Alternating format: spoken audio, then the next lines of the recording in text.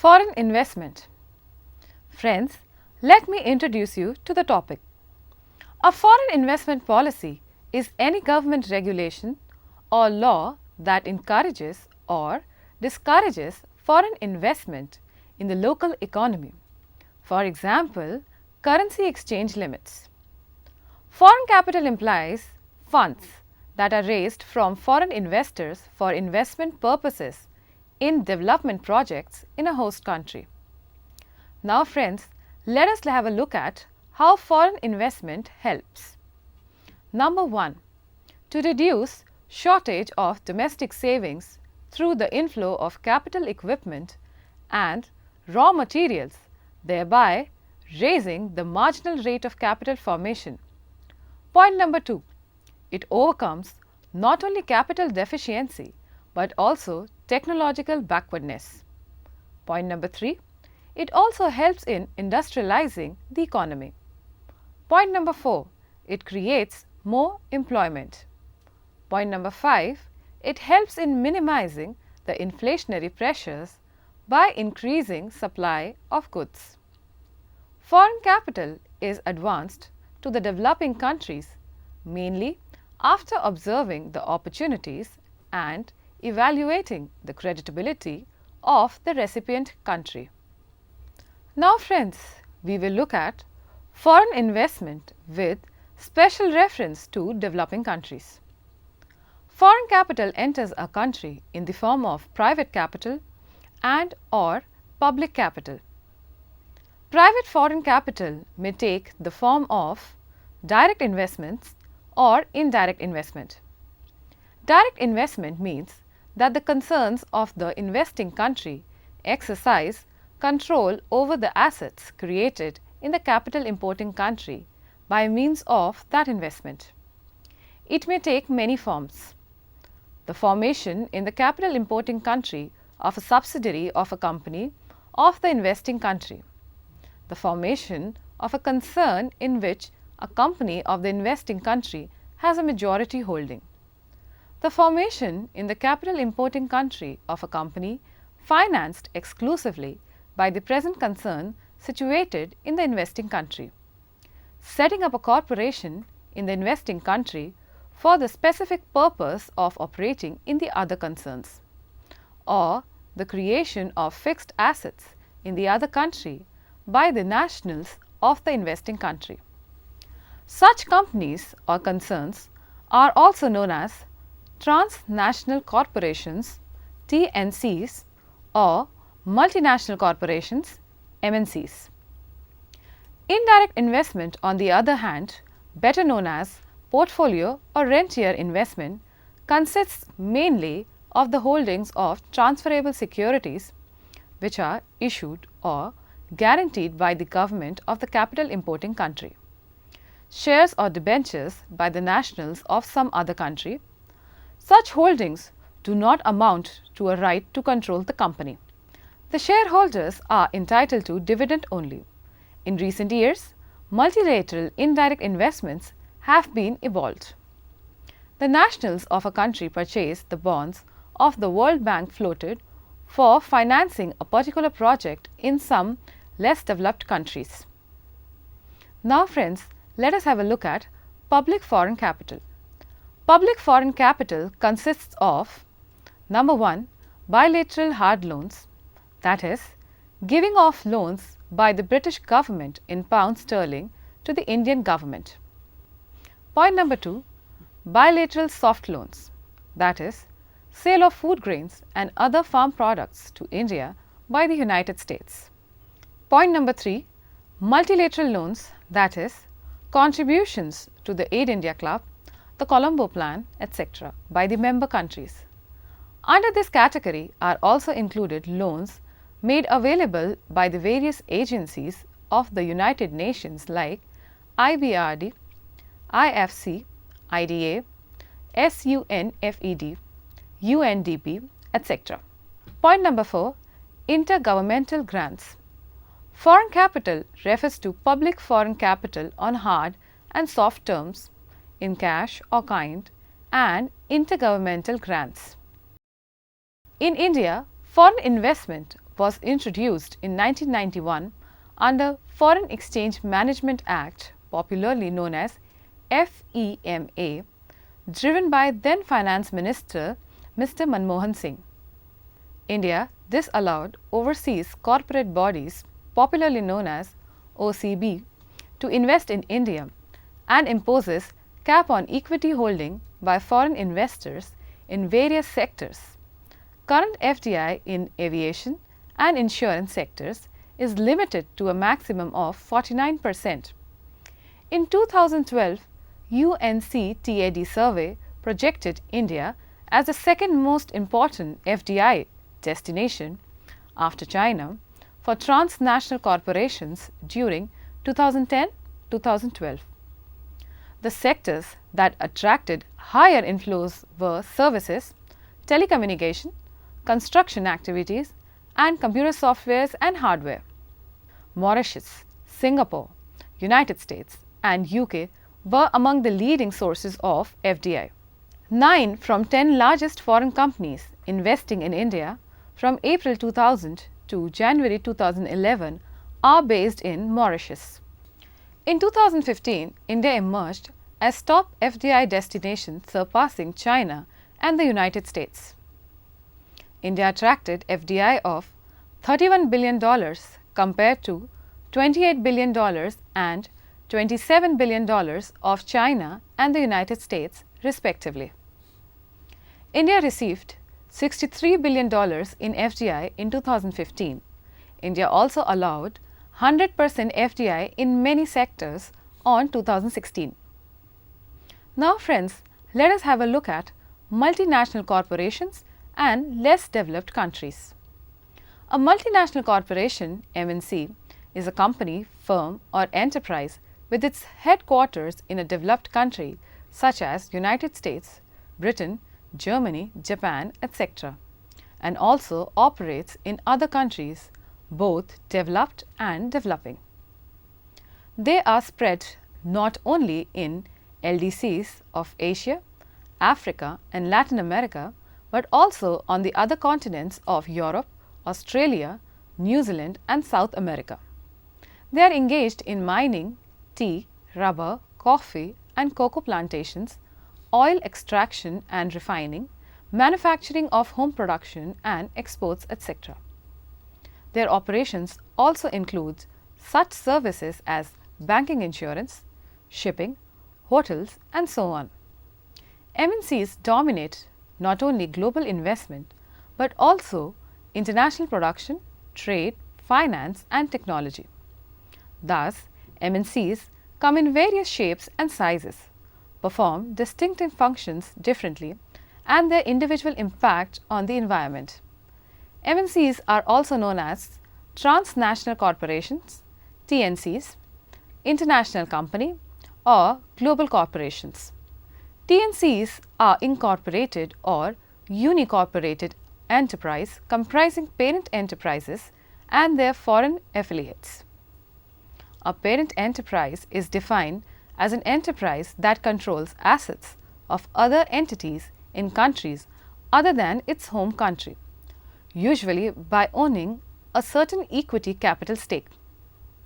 An international company is an organization that has business operations in several markets across the globe.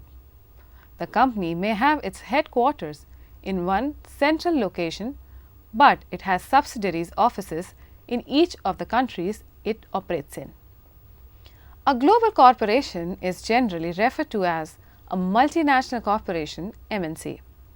An MNC is a company that operates in 2 or more countries, leveraging the global environment to approach varying markets in attaining revenue generation. Now friends, let us have a look at MNCs from economic, organizational and motivational viewpoints. The economic definition lays emphasis on the size, geographical spread and extent of foreign involvement of an MNC. According to this definition, a typical multinational company is one with net sales of $100 million to several thousand million dollars, having direct foreign investment in manufacturing, usually accounting for at least 15 to 20% of the company's total investment. Direct foreign investment means at least 25% participation in the share capital of the foreign enterprise. Now let us have a look at the second point, which is the organizational definition. The organizational definition stresses on some organizational aspects of an MNC besides the economic ones. In this respect, a truly MNC is one in which acts as an organization maximizing one overall objective for all its units, treats the whole world or parts open to it as its operational area, is able to coordinate all its functions in any way necessary for achieving point A and point B. Now friends, let us have a look at the third definition, which is the motivational definition. The motivational definition highlights corporate philosophy and motivation in laying down criteria for multinationality. Thus, true multinationality is generally indicated by a lack of nationalism or a concern with the firm as a whole rather than with any of its constituent units or any country of its operation. On this basis, firms are distinguished between ethnocentric, home-oriented, polycentric, host-oriented and geocentric, world-oriented on the basis of attitudes revealed by their executives. MNCs in general are very large firms with widespread operations, which are clearly international in character and have more than 5 foreign subsidiaries or more than 15% of total sales produced abroad and acting in a cohesive manner to achieve maximum profits or growth. Now friends, let us have a look at some features of multinational corporations. Number 1. Huge assets and turnover. Because of operations on a global basis, MNCs have huge physical and financial assets.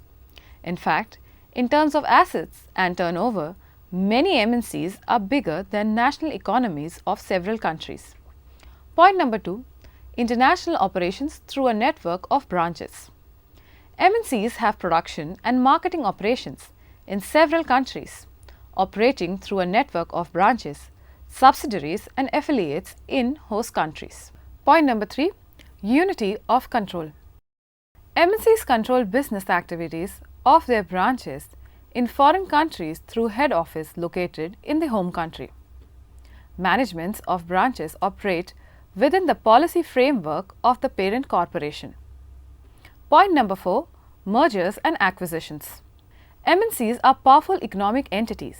They keep on adding to their economic power through constant mergers and acquisitions of companies in host countries.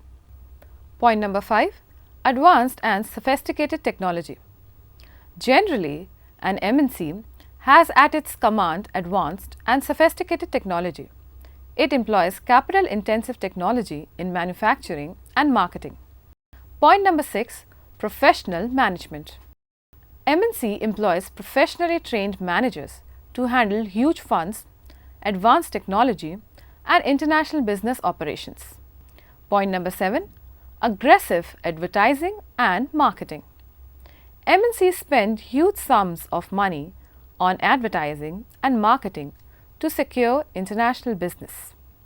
This is perhaps the biggest strategy of success of MNCs.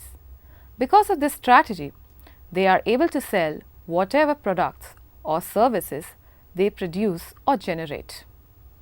Point number 8. Better quality of products. MNC has to compete on a world level. It therefore has to pay special attention to the quality of its products. Now friends, we will look at some advantages of MNCs at a glance from the viewpoint of host country. Point number 1. Employment generation. Point number 2. Automatic inflow of foreign capital. Point number 3. Proper use of idle resources. Point number 4. Improvement in balance of payment position. Point number 5. Technical development. Point number 6. Managerial development. Point number 7. end of local monopolies. Point number 8, improvement in standard of living. Point number 9, promotion of international brotherhood and culture. Now friends, we will look at limitations of MNCs at a glance from the viewpoint of host country. Point number 1, danger for domestic industries. Point number 2, repartition of profits, that is, sending profits to home country. Point number 3, no benefit to poor people and exploitation of the poor working class people. Point number 4, danger to independence of the host country in the long run of the host country through political interference. Point number 5, disregard of the national interest of the host country. Point number 6, exploitation of natural resources. Point number 7, selfish promotion of alien culture. Now friends, let us have a look at role of public and private foreign capital in economic development. Public foreign capital is more important for accelerating economic development than private foreign capital. The financial needs of less developed countries are so great that private foreign investment can only partially solve the problem of financing. For one thing, it has nothing to do with social expenditures in such spheres as education, public health, medical programs, technical training and research, etc. Such schemes, though indirectly contributing to economic efficiency and productivity of the economy in the long run, yield no direct returns and could therefore be financed with the help of grants received from advanced countries. Further, private foreign investment presupposes the existence of basic public services in less developed countries, but investment in them requires large sums and risks which private capital is unable to undertake. So, investment in low yielding and slow yielding projects could be possible only on the basis of foreign capital. Therefore, much cannot be expected of private foreign investment. Now friends, let us look at the arguments for advanced for foreign capital in less developed countries. Number 1, to supplement domestic savings. Less developed countries are characterized as capital poor or low saving and low investing economies. There is not only an extremely small capital stock, but current rate of capital formation is also very low. On an average, gross investment is only 5 to 6% of gross national income in these economies, whereas in advanced countries it is about 15 to 20%. Such a low rate of savings is hardly enough to provide for a rapidly growing population at the rate of 2 to 2.5% per annum, let alone invest in new capital projects. In fact, at the existing rate of savings, they can hardly cover depreciation of capital and even replace existing capital equipment. Efforts to mobilize domestic savings through taxation and public borrowings are barely sufficient to raise the current rate of capital formation via investment. Rather, these measures lead to reduction in consumption standards and unbearable hardships on the people. The importation of foreign capital helps reduces the shortage of domestic savings through the inflow of capital equipment and raw materials, thereby raising the marginal rate of capital formation. Point number 2, to overcome deficiency of technological backwardness. Besides, low saving and low investment imply capital deficiency, and along with it, less developed countries suffer from technological backwardness. Technological backwardness is reflected in high average cost of production and low productivity of labor and capital due to unskilled labor and obsolete capital equipment. Above all, it is reflected in high capital output ratio. Foreign capital overcomes not only capital deficiency but also technological backwardness. It brings sufficient physical and financial capital along with technical know-how, skilled personnel, organizational experience, market information, advanced production techniques, innovations in products, etc. It also trains local labor in new skills. All this accelerates economic development.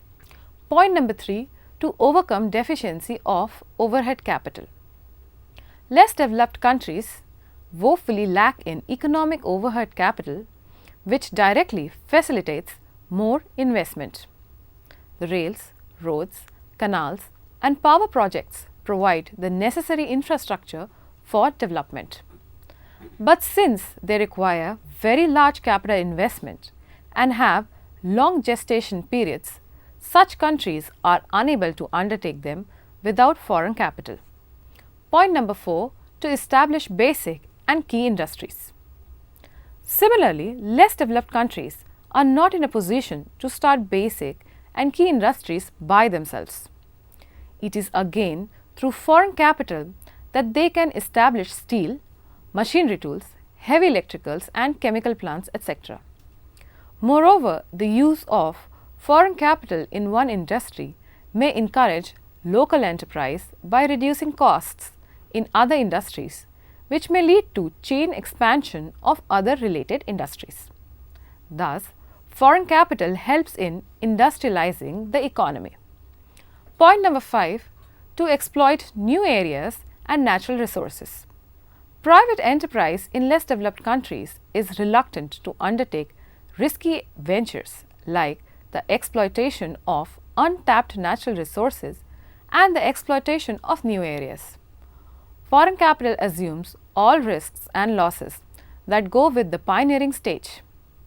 Thus, it opens up inaccessible areas, taps new resources and helps in augmenting the natural resources of the country and removing regional imbalances. Point number 6, to obtain social benefits. Creation of the country's infrastructure, the establishment of new industries, the tapping of new resources, the opening of new areas all tend to increase employment opportunity within the economy. In other words, the importation of capital creates more employment in the urban sector. This leads to the migration of surplus labor from the rural to the urban sector. The pressure of population on land is reduced and disguised unemployment may disappear. This is the social gain from capital. Point number 7, to raise the standard of living. Foreign capital tends to raise the levels of national productivity, income and employment, which in turn lead to higher real wages for labor, lower prices for consumers and rise in the standard of living.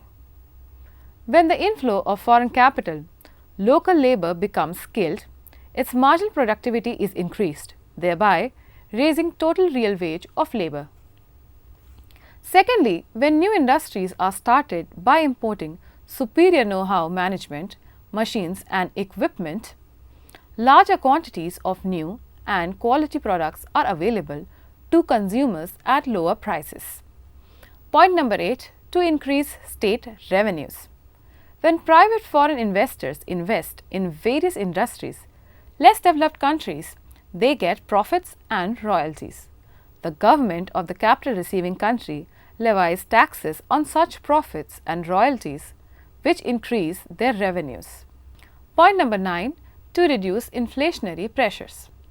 The appearance of inflationary pressures is inevitable in a developing country because of the existence of the disequilibrium between demand and supply of domestic products, following the initiation of a large public investment program. The latter has the impact of rapidly increasing the demand for goods and services relative to their supplies. This leads to inflationary pressures, which become strong due to the existence of structural rigidities that inhibit the expansion of food and other consumer goods. Foreign capital helps minimize such inflationary pressures when food and other essential consumer goods through foreign capital raises the level of consumption, which in turn enhance the productive efficiency of the community. Point number 10, to solve the problem of balance of payments. Foreign capital overcomes the balance of payments difficulties experienced by a less developed countries in the process of development. To accelerate the rate of development, it needs to import capital goods, components, raw materials, technical know-how, etc. Besides, its import requirement of food grain increases rapidly with population pressures, but its exports to developed countries are either stagnant or have a tendency to decline. The gap between imports and exports leads to the balance of payments difficulties. It is through foreign capital that an underdeveloped country can meet all its import requirements and at the same time avoid the balance of payment difficulties. Further, there is the need for additional foreign exchange for servicing external debt.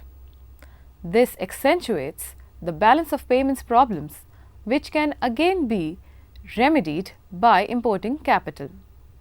Now friends, let us have a look at factors determining the amount of foreign investment flowing for economic development. The amount of foreign investment flowing to less developed countries, however, depends upon a number of factors. Factor number 1, availability of funds. Developed countries should have enough surplus capital to export. These does not appear to be an excess of surplus in such countries. With the exception of the United States, there are very few countries that can spare so much capital as to bring it up to $10–15 billion annually required by less developed countries. Some of the developed countries like Canada and Australia themselves borrow from the United States and Great Britain to finance their development project. However, a genuine effort on the part of rich countries to mop surplus capital can meet the requirements of less developed countries. Point number 2, capacity to absorb capital. Less developed countries should get as much as they could usually invest. Absorptive capacity covers all the ways in which the ability to plan and execute development projects, to change the structure of the economy and to reallocate resources is circumscribed by lack of crucial factors, by institutional problems or by unsuitable organization. The structure of the economy, along with the utilization of its existing capacity, will have an important bearing on a country's absorptive capacity. The amount of capital that can be utilized by less developed countries is determined by the availability of complementary resources. It will remain unutilized if complementary resources are not available.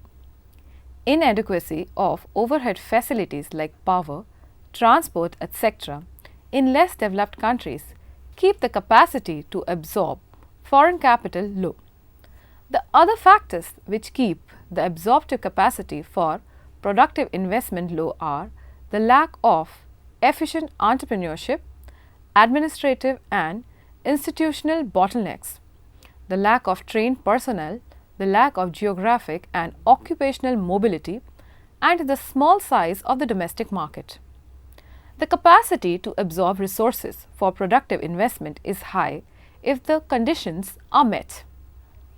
Unutilized capacity of some kind, opportunities for improvements in technology, a well-constructed development plan, some domestic financial resources, public and business administrator capable of executing projects expeditiously and efficiently, a strong and united government having the support of the masses, a fluid and flexible society already undergoing cultural change and willing to shift from agriculture to industrial occupations, a high level of literacy, effective system of education, a technology-minded and development-minded public. Point number 3, availability of resources. If a less developed country has little adequately developed human and natural resources, it will act as an impediment to the effective use of foreign capital. It will be all the more difficult for such a country to utilize the available foreign capital if it lacks in human and natural resources. But the latter should not act as limits to economic development.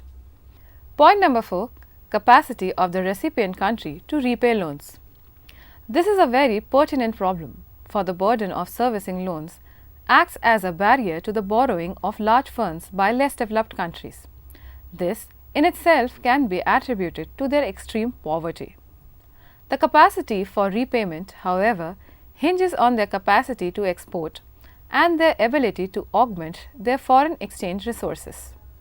In the short run, the capacity to repay is dictated by the foreign exchange impact or investment undertaken, whether it be export increasing or import decreasing.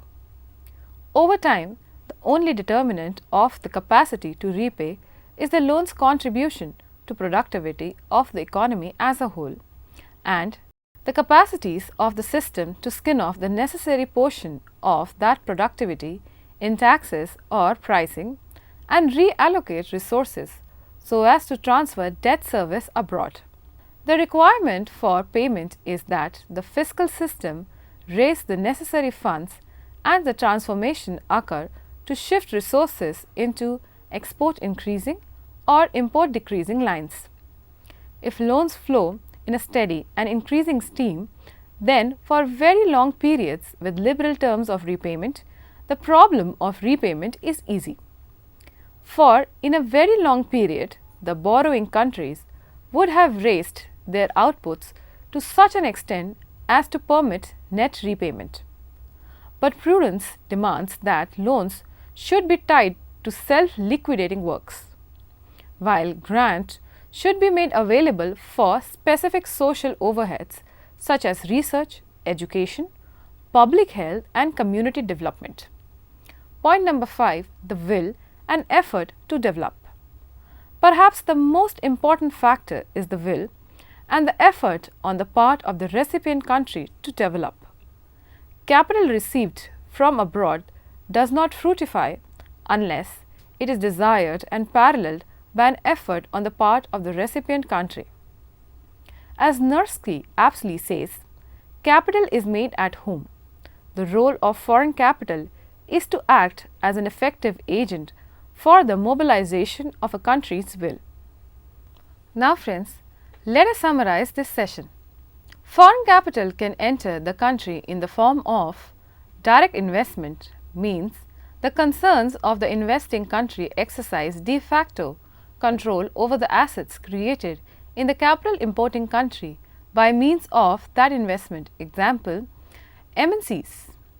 Indirect investment, better known as portfolio investment, consists mainly of the holding of transferable securities or guaranteed by the government of the capital importing country.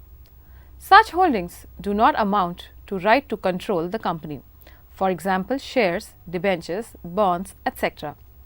Foreign capital helps in movement of technical know-how and advancements and proves to be of great dynamism. The inflow of foreign capital is indispensable for accelerating economic development.